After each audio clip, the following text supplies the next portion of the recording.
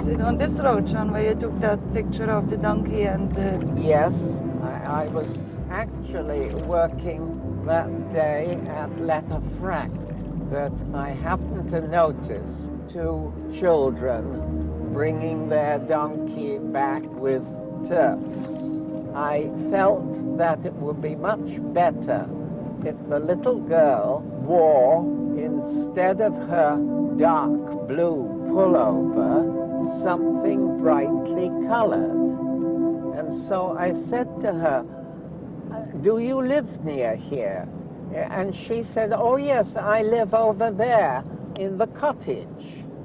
And she ran over to the cottage and came back dressed with a bright red pullover. And her red hair. And so I took my picture, and that was it.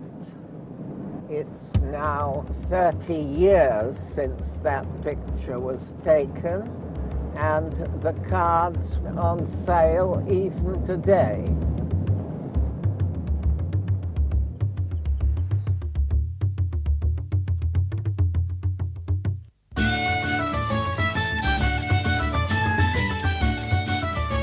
Ireland in the 1960s was reawakening, socially, politically, culturally, economically.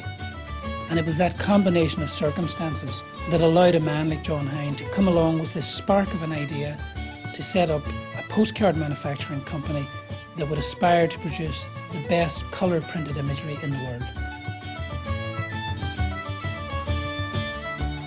John Hinde created an idealised image of Ireland, and he took this approach and successfully applied it to the rest of the world.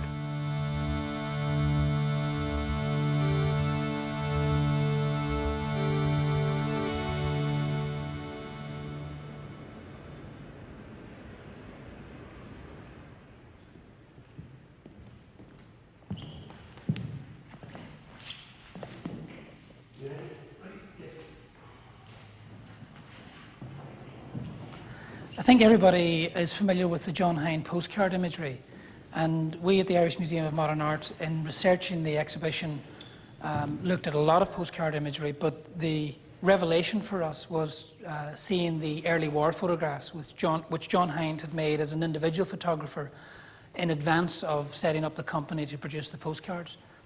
It was remarkable how consistently he developed a language at that early stage, which was later applied in producing the postcards for a mass audience. I had this sort of vision thing right at the top and above the top of the ladder when I was at the bottom of fantastic colour photographs, something which I'd never seen and no one else had ever seen. My whole aim was all the time how to get there.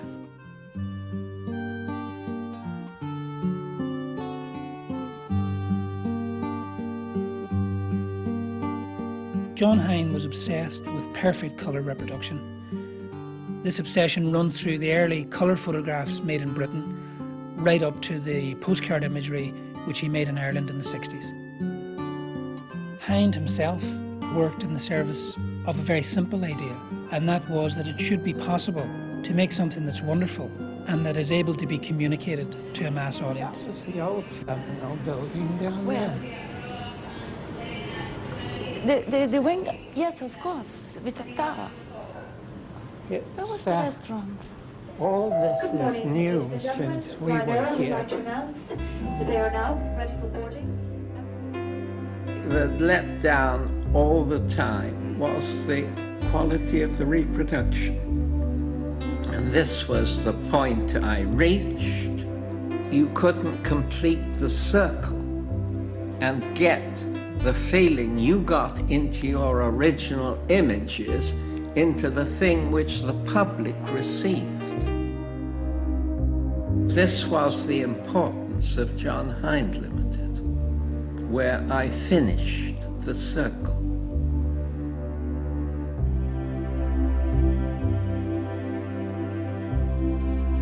John Hinde may have done it unconsciously, but what he was able to do was something that artists try to do all the time, and that is to reach inside the mind of the viewer and pull a trigger of recognition that is deeply embedded within all of our minds. 20 years? 21 years for her and maybe 15 for me.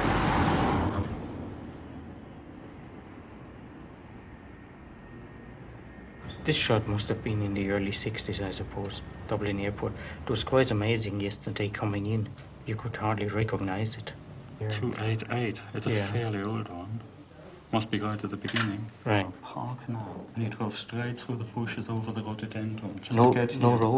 No road. Well, we'll have a Land Rover. In the beginning, John Hinde took the photographs, printed and sold the postcards himself. And then later, when the business expanded, he took on 2 young German photographers, Edmund Nageli and Elmer Ludwig. There was a Hind view, and once that had been established, those photographers applied it successfully. Jacket inside out. Uh-huh. Have a look at it too. Yeah. But these ones, Giant's Causeway, I mean, that's such a typical example. The first time I met John Hinde was at Dublin Airport, and when he stood there with a postcard waving in the air to identify himself, and I was more or less a very innocent photographer from Germany. John Hinde was good at his work. He wanted to make sure that I'd photograph in the same kind of idea that he had about photographic subjects. Dublin was a Nelson colour, well, we didn't see that yesterday. It's a historic one. He wanted to show me the postcards that were required by John Hinde Limited, i.e. he wanted the red coats, the red flowers, the arranged people. Nothing was really left to chance. I don't think they exist even more. Bunratty, where you had to organize all these kids, they'd have to keep steady, even the guy with his fiddle, until I had finished the shot. How did you stuff this alligator? The beast gets lively. Postcards sold by value of being nice, being colorful, being sunny. He got the idea across that a postcard had to appeal, which was the right way to think about it, of course. Picked him on the snout and he opened the mouth. So this was the alligator story. It was the days before color photography, and in some way I was greatly moved to try and make color photographs. This idea enlarged. I became almost fanatically compelled to enter a field where I could devote my whole time to photography, and particularly color photography. I went to London and joined a studio, and I succeeded in mastering the 3-color Carbro process, giving beautiful color photographs on paper. At this point, the war, the last war, commenced. During this period, I was fortunate to work for a company called Adprint, who produced many books with color plates based on color photography, something quite new in Britain at this time.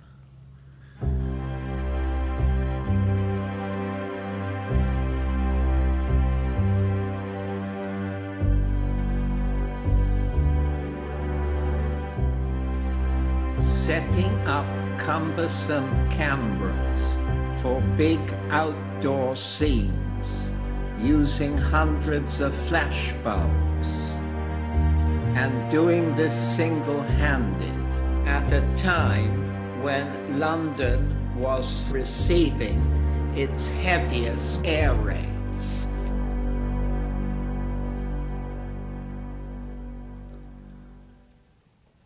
finally, I illustrated a book on circus. And this led me to go and live with a small circus for many months, Rico's Circus. His book on the Rico Circus meant the end of photography for John Hinde for a period of about 10 years. And he became a publicity director with Rico Circus, Bertram Mills and Chipperfields. During this period, it was as if he was speculating on finding a place for himself in the world. John Hinde was a pioneer in colour photography in its early stages, but his involvement with Circus led to him being written out of the history books on colour photography in Britain. He goes unacknowledged within that history because he apparently diverted from the one true path and the purity of that path.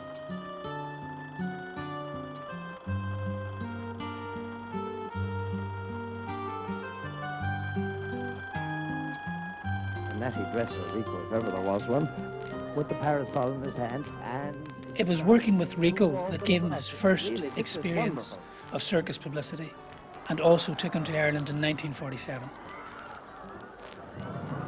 When we toured Ireland with Rico's Circus, it was immediately after the last war. We started off at Larne in Northern Ireland, eventually coming across the border through Donegal and Sligo and so into this very area where we are now. We ended the tour in Dublin, paralysing the city centre one Saturday morning with a parade of our animals and artists. And during that same visit, Rico actually walked across the Liffey on a tightrope.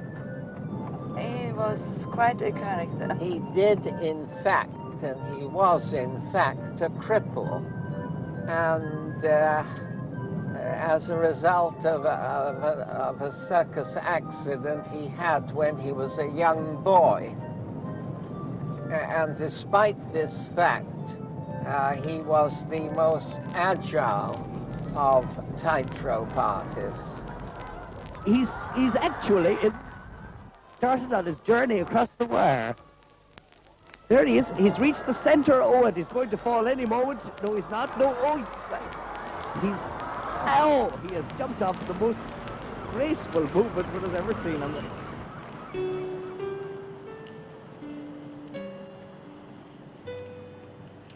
Although I've had a physical deformity in consequence of an accident which occurred when I was 3 years old, in my own mind, in no way did I allow it to interfere with anything I wish to do.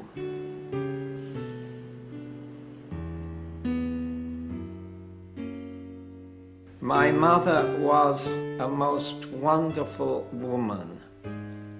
She gave me tremendous encouragement. She discovered that with God, all good things are possible. And this, in a sense, has molded my approach to life. But you know, I was really impressed when I got here first time. I'd never seen such big rhododendrons in my life before. You don't have them in Germany. John Hinde wasn't a difficult man, but he was a demanding man to work for. He was very critical of his work. He had given you the time and the money, and he expected a photograph which he could publish. You were only going to take one view that may have involved 3 sheets of film, but you had one angle. You would not go around shooting 3, 4 angles and hope for the best. Son of a gun, you found it after 25 years. When a proper picture was taken, it took more or less 1.5 years to get the end product out. there were a lot of corrections on the proof prints, on the lithography, and he took an awful lot of pain and time to get the best possible end product. Following the time I spent as general manager for Rico, I worked for Chipperfield's and Bertram Mills Circus. I met my wife, Jutta, who was a trapeze artist, a flying trapeze artist. We became married and decided we would start our own traveling variety show under canvas in Ireland. Now I was working for Chipperfield Circus. You worked up in the air and you flew from one bar to the other, hopefully. Most times you should catch it, but I didn't one time. I came off. It was my own fault, I'm being careless. And I broke my wrists. It was quite a fall, it was about 40 foot. And at that time, Chipperfield had a chariot ring all the way around. And I was about a meter wall, metal, a protection barrier. And I just missed that by about that with my head. And that's actually how I met John the first time, or at least how John met me. Because, you know, I mean, anytime in circus you have an accident, it's very good for publicity, especially if it happens during the show. And because he used it. If you're in circus, always dream of having your own show. And when we left Mills, we started John Hinde Show. It was quite a show, but it was a disaster. It was too complicated and too heavy. And it was an awfully wet season, and we were just bogged down. We couldn't move it. It left us broke. It went bust. We literally sold the whole thing for scrap. John had to earn some money, and so he decided to go back into photography. And then he decided he'll do postcards, because he found they weren't very good in Ireland, and he thought he could do better, and that's what he did. Being in Ireland and having a camera, I started to take views. And the idea occurred to me that possibly these views might make good postcards. The postcards then were extremely poor, and I felt that with my color photography we could produce some very good postcards. We bought a small house at Bullock Harbour, and I started to work on this project. In the house, well, all the downstairs was the business, printing room, developing room, and upstairs we had one tiny sitting room, one bedroom, and we had our first daughter there, and then our second daughter there. And all the donkey work there was to do was me, you know, cleaning up the machines and doing some developing and etc., etc. So we were only just the two of us. It was pretty tough going. You see, anything he printed, it came out like Easter eggs, literally. I mean, it was just a blur of color. We decided we would not market any of our postcards until we had a product which was markedly better than that presently being sold. And so, for a year and a half, we worked day and night, each week cutting up everything that had been printed and letting it be carried away by the dustman. Eventually, we had 6 different giant postcards, and we went out and started to sell these. This was the beginning of John Hinde Limited. The sun went at the exact moment. Thank God.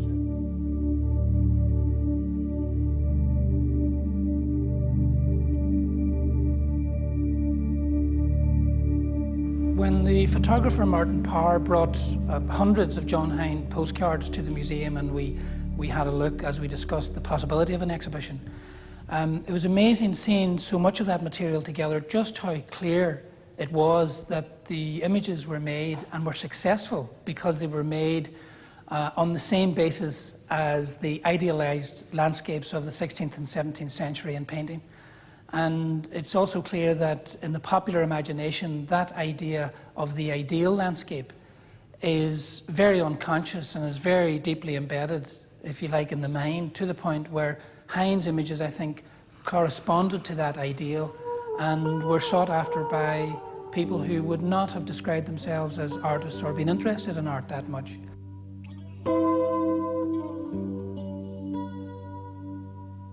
I had a Land Rover and a small caravan, and I left Jutta and Rosemary mainly at Bullock Harbour, and used to go off sometimes for 3 or 4 weeks at a time to a particular area and take the photographs and then come back and process them. People down there with flowing robes. I wanted my postcards to look exactly like the original color photographs. I knew that this was not possible. I mean, if you stayed in an area for 4 weeks, you probably only got 5 really good days.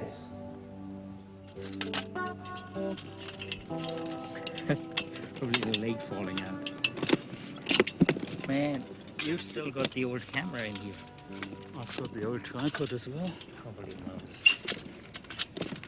John, of course, was pretty critical, and he would come out with it. He says, why didn't you wait for the cloud to move, for instance, this and this? I waited in Cornwall at one stage 6 weeks to get 2 shots. Right, we waited a long time for these pictures. It wasn't a quick process. You could not do this today. We did, of course, find very good locations by doing it this way. You had the time to walk around and compare shots, and everything was arranged. Outdoor subjects where you had situations that you couldn't change, like telegraphic poles or something like that. Or the sky, of course. I mean, if the sky was grey or bad and you had waited for days, but the sun wasn't too bad, it was just a bit weak, you'd say, okay, I take the picture before I wait another week, possibly, you know. You would go around with the idea, the light isn't too bad, but we put in a new sky. And this was no problem, of course. And so clear. We got a nice shot. Beautiful. Let's do it before the sun disappears. So what stop?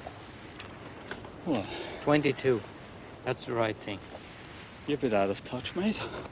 John Hinde had all the influence on the colouring of the cards. In other words, if a transparency came, he was the person who would then write on the cardboard, make this jumper red, because the original jumper may have been white or black. So any photograph we would have taken in 1 year would have been published 2 years later, never the next year. Right, there we go. One more postcard. There were key subjects which the public asked for: the cliffs of Moher, Blarney Castle, a jaunting car, so that you knew that these were the subjects you had to photograph. We wished that the visitor who bought the postcard and then looked at it later would feel that this, in fact, was the actual impression which he recorded in his mind when he was on this particular spot. I don't suppose you can get closer today, Abby. I suppose you must do.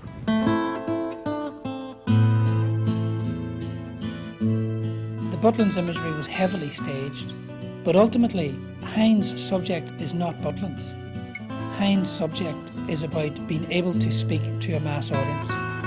That is also the subject of Warhol and Hamilton, because where they came within the history of art in the post-war period was to find a way to get out of the gallery and to deal with languages and ideas and meanings that were part of everyday life.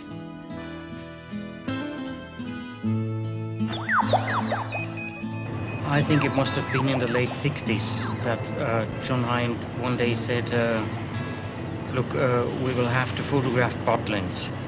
And I said, what is Butlins? And he more or less said, you'll see when you get there.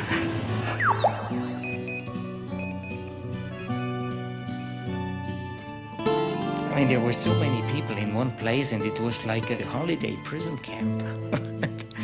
And at 7 o'clock in the morning, you would hear it blaring out of all loudspeakers, hello campers, another lovely day, and the rain was pouring down, get up campers. It was just fantastic.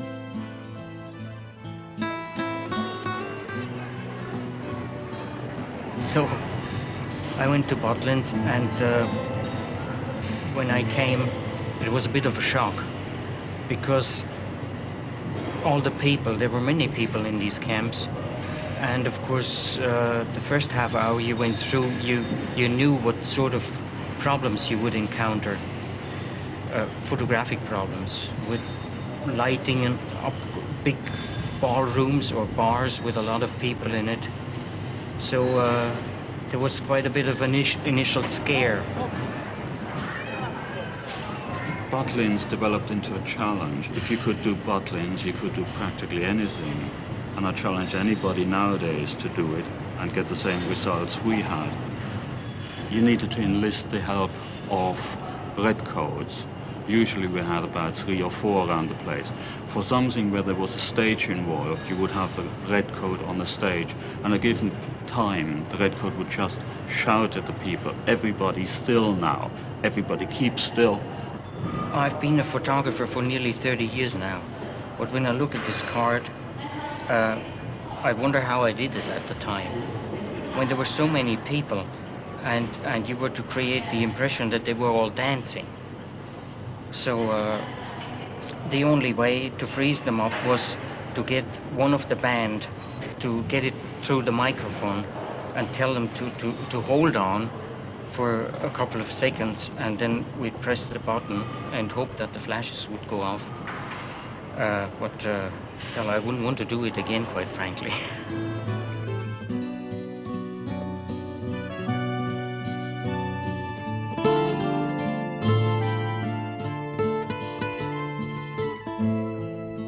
I always hesitated to tell colleagues that I was taking photographs for postcards, because they kind of sneer a bit at it or say, well, it's kind of low-level photography. And I always looked at it this way. Some guy would come and buy the postcard and send it away to his grandmother, and she'd be happy to look at it. And she'd say, well, it's great, he had a lovely holiday there.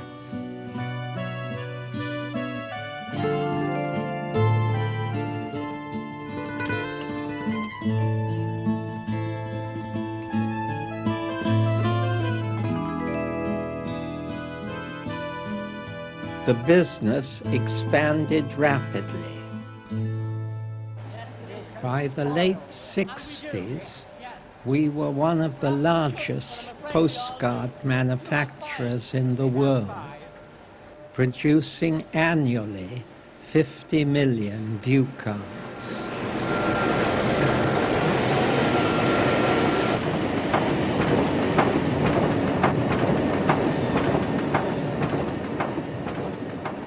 John Hinde left Ireland in the early 1970s, but he left behind a legacy in terms of visual culture that is resurfacing now in a very particular way.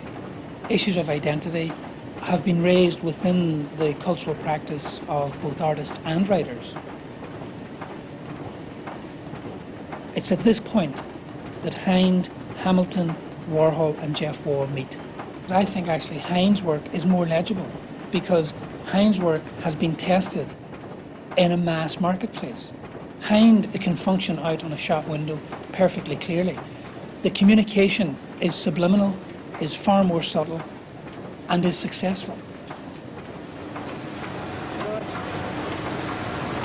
What does a light colour man cost today? Oh, I would say £2 million. Lots of photographs poured in. We had calendar obligations. We produced the Kodak calendar, the Dunlop calendar, and various bank calendars.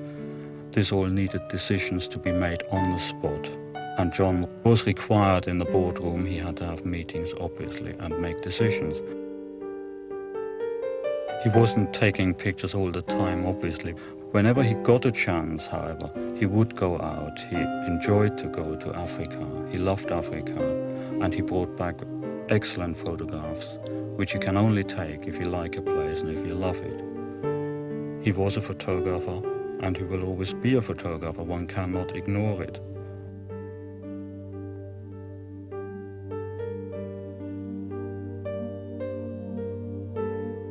Towards the end, my time at the factory was fully occupied with administration, and the only time I had for photography was during my visits to Africa. I had come to realize I had completed the circle.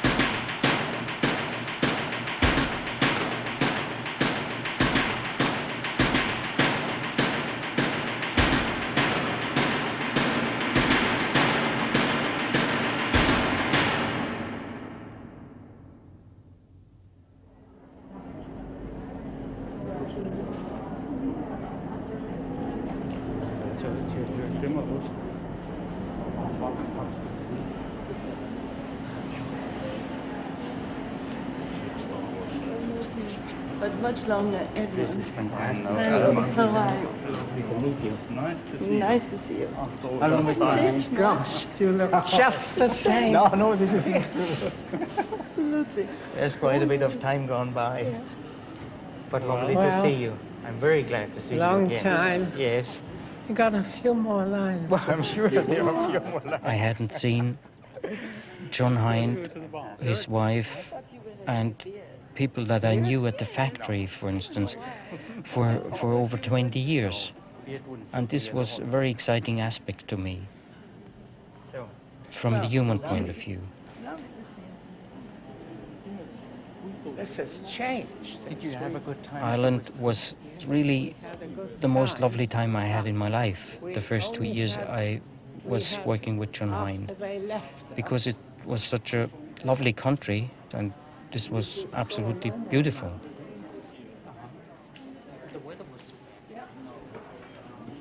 I paint now mainly in gouache. Yes. Because my hands, well, I could do certain kinds of oil painting, but my hands not too steady to do very fine things. work on the easel. But with gouache, I work on a table. And Yeah. How are you? Fine. A lot of work, 2 children, wife. But you've got a good business.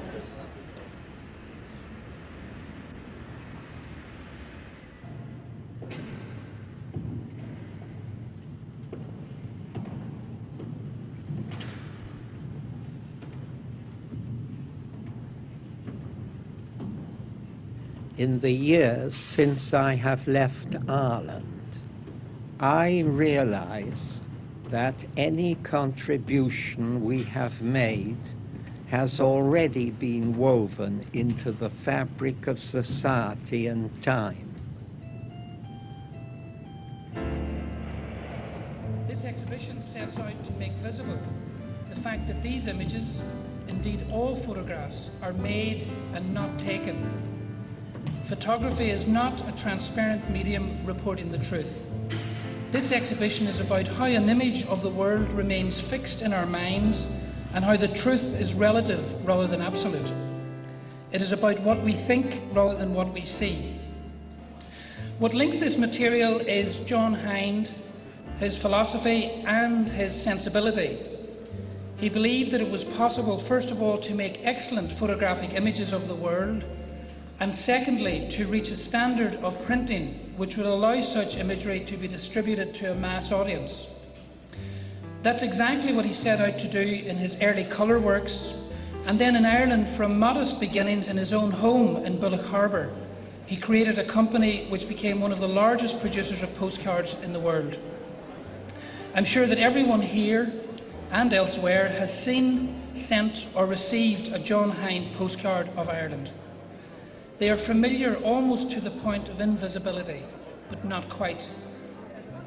People bought and used these cards in huge numbers because the compositional and technical formulae developed by John Hinde corresponded to a sense of the ideal. We were taking postcards. Postcards were not the sort of product which was put on a pedestal. People looked down on postcard photographers. It was John Hinde Limited who put some expertise and quality back into these postcards. He was such a perfectionist, and still is to this day. He knew exactly what he wanted, and he was trying to get this across to me, and I didn't have any problem picking it up because it was more or less my line of thinking as well, the way he saw things.